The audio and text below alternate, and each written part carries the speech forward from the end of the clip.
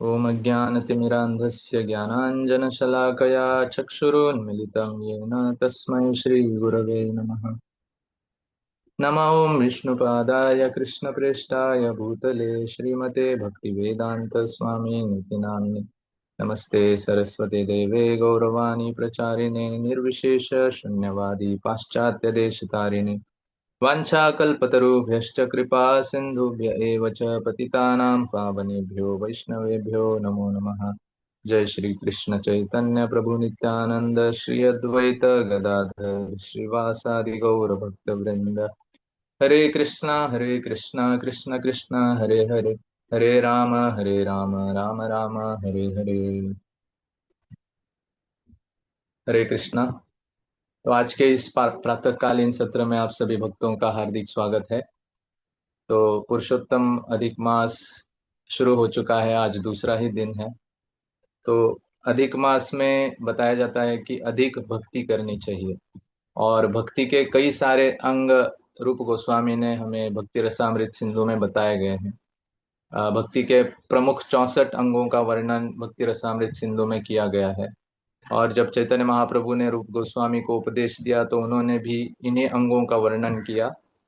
और इन अंगों के साथ साथ श्री चैतन्य महाप्रभु ने रूप गोस्वामी को उपदेश दिया कि इन 64 अंगों में सबसे प्रमुख हैं 5 अंग, जिनका पालन हर एक भक्त को करना चाहिए। तो इन 5 अंगों का वर्णन चैतन्य महाप्रभु इस प्रकार करते हैं। साधु संग नाम कीर्तन भागवत श्रवण, मथुरावास श्री मूर्ति रस श्रद्धया सेवन। तो ये 5 अंग हैं। पहला है साधु संग, यानी भक्तों का संग करना। नाम कीर्तन, भगवान के नामों का जप करना। भागवत श्रवण, तीसरा है भागवत का अध्ययन करना, पठन पाठन करना। और चौथा है मथुरावास, यानी भगवान के दिव्य लीला स्थली में जाकर के रहना और धाम की सेवा करना, धाम वासियों की सेवा करना। और पांचवा है श्री मूर्ति र श्रद्धया सेवन, यानी श्री विग्रहों की श्रद्धा पूर्वक सेवा करना। तो ये 5 अंग चैतन्य महाप्रभु बताते हैं कि प्रमुख अंग है भक्ति के। तो आज के इस सत्र में हम भागवत श्रवण या श्रीमद् भागवतम की महिमा, इसके ऊपर कुछ चर्चा करने का प्रयास करेंगे, क्योंकि ये हमारे जीवन का एक अटूट हिस्सा है। श्रील प्रभुपाद जी भी काफी जोर दिया करते थे भागवत के पठन पाठन पे, और इसीलिए मॉर्निंग प्रोग्राम में उन्होंने भागवत कथा को सम्मिलित किया है। तो श्रीमद् भागवत के ही प्रथम स्कंद के 7वें अध्याय से कुछ श्लोकों की चर्चा आज हम करेंगे। तो ये 7वां अध्याय जो है शौनक ऋषि के प्रश्न से शुरुआत होता है। तो इससे पहले 5वें और 6ठे अध्याय में नारद मुनि और व्यासदेव जी का संवाद है। हम सब जानते हैं कि व्यासदेव जी खिन्न मन और दुखी मन से बद्रिकाश्रम में बैठे थे, अपने आश्रम में, जिसका नाम था शम्याप्राश। तो इस आश्रम में वे सोच रहे थे कि मैंने इतने सारे ग्रंथों की रचना की, लेकिन फिर भी मेरा मन बहुत दुखी है, मैं बहुत खिन्न हूँ। तो इसके पीछे का कारण वो नहीं जान पा रहे थे। तो तभी यहाँ वहां पे नारद मुनि का आगमन होता है, और नारद मुनि उन्हें बताते हैं कि आपने भगवान के दिव्य लीलाओं का गुणगान अ, अच्छे से नहीं किया है। आपने धर्म अर्थ काम और मोक्ष की व्याख्या तो भरपूर की, लेकिन भगवान के दिव्य नाम रूप गुण लीलाओं का वर्णन पूरा पूरा आपने नहीं किया। तो इसीलिए अब आप भागवत की रचना कीजिए। और ऐसा उपदेश करके नारद मुनि वहां से चले जाते हैं। तो नारद मुनि चले जाने के पश्चात यहाँ पे नैमिषारण्य में जब सूत गोस्वामी यही कथा शौनक आदि ऋषियों को सुनाते हैं, तो शौनक ऋषि प्रश्न करते हैं सूत गोस्वामी से, और वे पूछते हैं कि निर्गते नारदे सूत भगवान बादरायण श्रुतवान तदभिप्रेतम ततः किम करो विभु। शौनक ऋषि पूछते हैं कि निर्गते नारदे सुत, हे सुत गोस्वामी आप हमें ये बताइए कि जब नारद मुनि वहां से चले गए बद्रिकाश्रम से व्यासदेव जी को उपदेश करने के पश्चात, और व्यासदेव जी ने नारद मुनि का अभिप्राय सुन लिया, उसके पश्चात व्यासदेव जी ने क्या किया, इस बारे में हमें बताइए। तब सूत गोस्वामी उत्तर देना प्रारंभ करते हैं, और वे बताते हैं कि व्यासदेव जी अपने आश्रम में आते हैं, शम्याप्राश नामक आश्रम में आते हैं, वहां पे आचमन आदि करते हैं, और फिर ध्यानस्थ होकर के बैठ जाते हैं नारद मुनि के चले जाने के बाद। और ध्यानस्थ होके बैठ जाने के पश्चात वे क्या करते हैं, तो सुद गोस्वामी वर्णन करते हैं कि भक्ति योगेन मनसि सम्यक प्रणिहिते अमले अपश्यत पुरुषम पूर्णम मायाम च तदपाश्रयम। तो आचमन आदि करने के पश्चात व्यासदेव जी ध्यानस्थ होकर बैठ जाते हैं और भक्ति योग से अपने मन को समाहित कर लेते हैं। सम्यक प्रणिहिते अमले, अमले का अर्थ है मल से रहित। तो व्यासदेव जी भक्ति योग से अपने मन को पूरा पूरा प्रणिहित कर लेते हैं, यानी एकाग्र कर लेते हैं और भगवान के ऊपर केंद्रित कर देते हैं। और केंद्रित करने के पश्चात उनका मन अमल हो जाता है या निर्मल हो जाता है। तो प्रश्न उठ सकता है कि व्यासदेव जी के मन में कौन सा मल था, क्या उनके भी मन में काम क्रोध आदि मल थे क्या? तो ऐसा नहीं है, व्यासदेव जी के मन में तो काम क्रोध का कोई लेश मात्र भी मल नहीं था।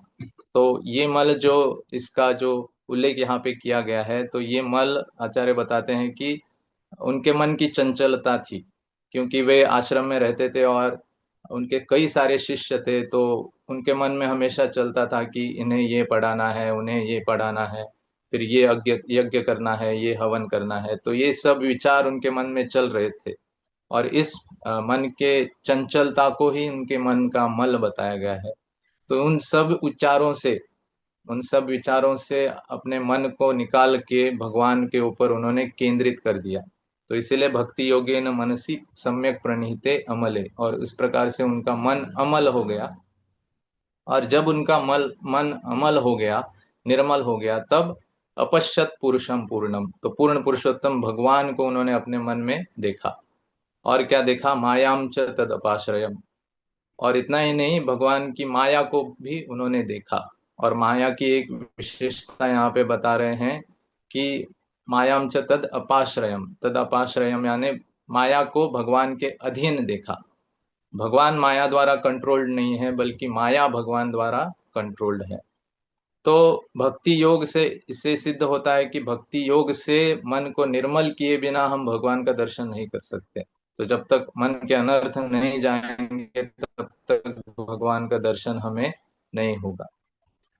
तो भक्ति योग से निर्मल मन से उन्होंने भगवान का दर्शन किया, दर्शन, और माया को भी उन्होंने देखा और माया को भगवान के अधीन पाया उन्होंने। और आगे वो देखते हैं, यया सम्मोहितो जीव आत्मानं त्रिगुणात्मकम परोपि मनुते अनर्थम तत्कृतम चाभिपद्यते।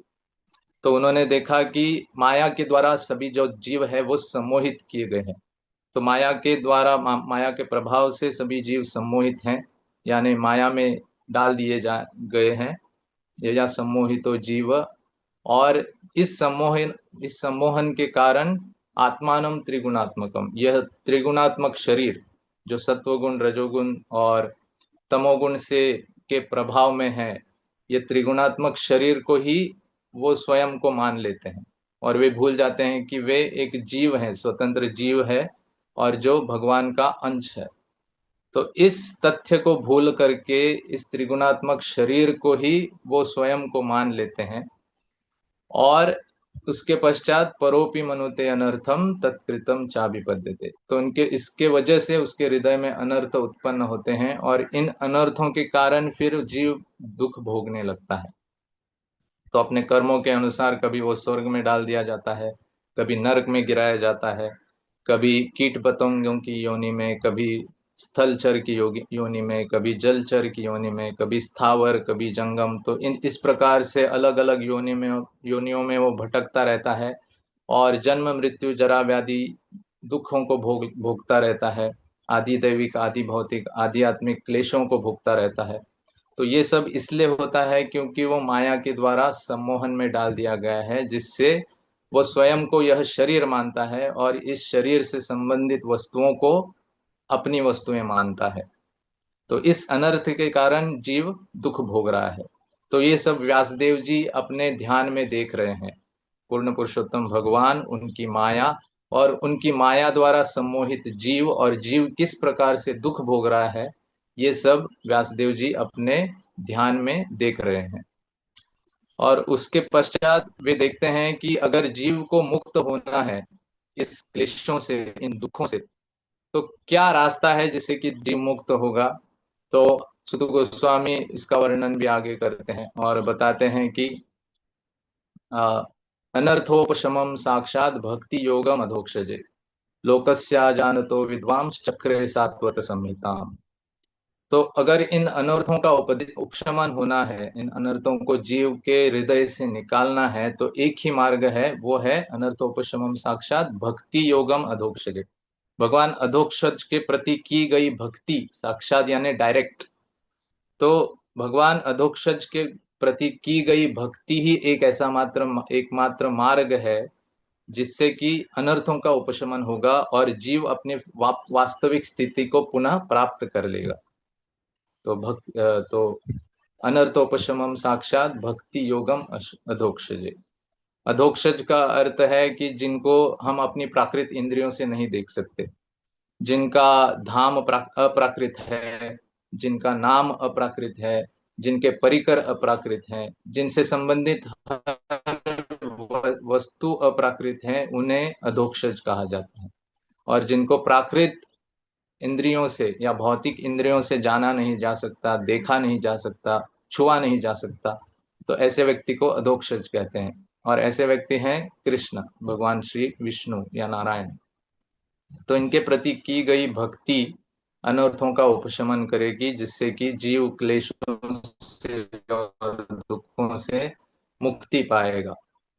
लेकिन लोकस्य अजानत है, सामान्य लोगों को यही लगता है कि भौतिक वस्तुओं में सुख है। तो लोकस्य अजानत, तो सामान्य लोगों को ये बात नहीं पता है। लेकिन विद्वान यानी व्यासदेव जी को ये बात पता है कि भक्ति योग से दुखों का और अनर्थों का उपशमन होगा। इसलिए चक्रे सात्वत संहिता, इसीलिए वे चक्र यानी रचना करना, सात्वत संहिता यानी भागवत। तो भागवत की रचना किस उद्देश्य से की है?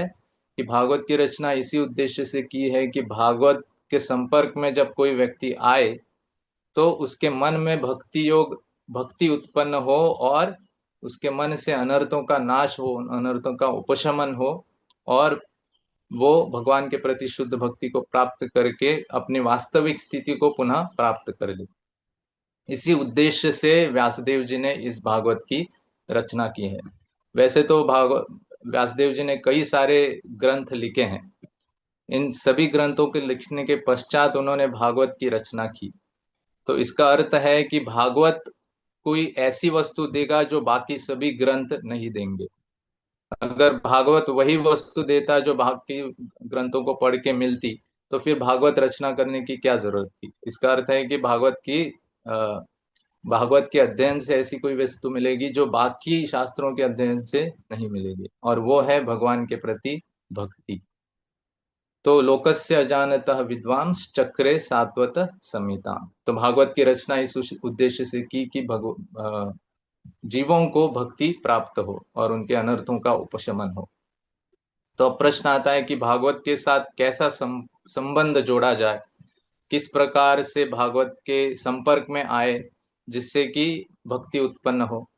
तो क्या भागवत की आरती उतारे, क्या भागवत को प्रदक्षिणा करे, क्या भागवत का दान दे, किस प्रकार का संबंध भागवत के साथ स्थापित करने से भक्ति उत्पन्न होगी? तो इस प्रश्न का उत्तर अगले श्लोक में वे देते हैं, जो कि बहुत ही महत्वपूर्ण श्लोक है भागवत का। तो सुत गोस्वामी बताते हैं कि यस्याम वै श्रूयमानायाम कृष्णे परम पुरुषे भक्तिरुत्पद्यते पुंसाम शोक मोह भयापह। कि भागवत का दान देना, भागवत की आरती उतारना या भागवत की प्रदक्षिणा करना, ये सब तो ठीक है, लेकिन भागवत के साथ मुख्य रूप से भागवत का श्रवण करने से भागवत के संपर्क में आना चाहिए। तो इसलिए श्रूयमानायाम कहते हैं कि यस्याम वै यानी भागवत के श्रवण से कृष्ण परम पुरुषे भक्ति, कृष्ण जो परम पुरुष हैं उनके प्रति भक्ति उत्पन्न हो जाती है। भक्ति उत्पद्यते पुंसाम, पुंसाम यानी जो व्यक्ति भागवत की को श्रवण कर रहा है। तो केवल श्रवण करने मात्र से भगवान कृष्ण के प्रति भक्ति उत्पन्न हो जाती है, और जब भक्ति उत्पन्न हो जाती है तो शोक मोह भयापहा, तो तीन चीजें हमारे हृदय से गायब हो जाती हैं। पहला है शोक, दूसरा है मोह और तीसरा है भय। तो शोक का अर्थ है पुरानी बीती हुई बातों को लेकर के जब हम कोई व्यक्ति जलता रहता है, सोचता रहता है, दुख पाता है, तो उसे कहते हैं शोक। और आगे आने वाली बातों को लेकर के जब कोई व्यक्ति चिंतित होता है, भविष्य को लेकर के जब कोई व्यक्ति बहुत चिंता करता है, तो उसे कहते हैं भय। और मोह का अर्थ है कि अपने वास्तविक स्थिति को भूलना और इस शरीर को ही मैं मान लेना और इस शरीर से संबंधित वस्तुओं को अपना मान लेना, इसे कहते हैं मोह। तो मोह ही कारण है शोक और भय का। तो जब कोई व्यक्ति भागवत का श्रवण करता है, तो श्रवण करने से न केवल उसके हृदय में भगवान कृष्ण के प्रति भक्ति उत्पन्न होती है, लेकिन उसके साथ साथ जैसे जैसे भक्ति उत्पन्न होती है, वैसे वैसे शोक मोह और भय भी उनके मन से गायब होता चला जाता है। और फिर व्यक्ति पुनः अपनी वास्तविक स्थिति को प्राप्त कर लेता है, जो जो है कृष्ण का नित्य दास।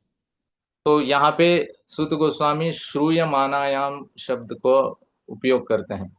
तो श्रूयमानायाम का अर्थ है कि व्यक्ति ने भागवत पढ़ना शुरू ही किया है, अभी 12 स्कंद खत्म नहीं किए हैं, केवल शुरुआत ही की है। तो केवल शुरुआत करने करने से ही उसके मन में भक्ति का उत्पन्न होगा। ऐसा नहीं कि पूरा खत्म कर लेगा उसके बाद ही भक्ति आएगी, नहीं, अभी शुरुआत ही की है उसने, और तभी उसके हृदय में भक्ति उत्पन्न होगी, जिसके साथ साथ शोक मोह और भय भी समाप्त हो जाएगा। जैसे भागवत के दूसरे श्लोक में बताया गया है कि सद्यो हृदय अवरुध्यते अत्र कृति भी शुश्रूषुभिः तत्क्षणात्, कि जब कोई व्यक्ति भागवत पढ़ने का शुरुआत ही करता है, तभी तुरंत ही उसके हृदय में भगवान कृष्ण एक्टिवेट हो जाते हैं। या फिर गौर गोविंद महाराज की वाणी में कहा जाए कि जब कोई व्यक्ति केवल इच्छा मात्र करता है भागवत सुनने की या भागवत पढ़ने की या भागवत का पठन पाठन करने की, केवल इच्छा करने से ही भगवान कृष्ण उसके हृदय में एक्टिवेट हो जाते हैं और भक्ति उसके जीवन में प्रारंभ होती है, और जिससे शोक मोह और भय नष्ट हो जाता है। तो इसीलिए कहा गया है यस्याम वै श्रूयमानायाम, केवल शुरुआत करने से, श्रवण की शुरुआत करने से, भागवत श्रवण की शुरुआत करने से ही कृष्णे परम पुरुषे भक्ति उत्पद्यते, परम पुरुष कृष्ण के प्रति भक्ति उत्पन्न हो जाती है, और शोक मोह और भय, इन तीन चीजों का नाश हो जाता है। तो ये सब व्यासदेव जी अपने ध्यान में देख रहे हैं, बद्रिकाश्रम में बैठ करके अपने ध्यान में वो देख रहे हैं।